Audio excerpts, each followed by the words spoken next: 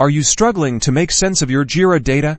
Today, we'll show you how to easily export it into Excel, transforming complex information into actionable insights. First, log into your Jira account and navigate to the project containing the data you need. Selecting the right project is key to starting the process. Next, refine your issue list using filters. This isolates the specific data you want to analyze, such as tasks by status or assignee. Once your filters are set, find the export option, usually found within the menu, often indicated by 3 dots. It's your gateway to getting the data out. Click Export and then Export to Excel. This translates your Jira data into a familiar spreadsheet format. You will have all your crucial project data neatly organized. With the data in Excel, the possibilities are endless. Use features like sorting, filtering, and creating pivot tables to extract valuable insights and design insightful reports.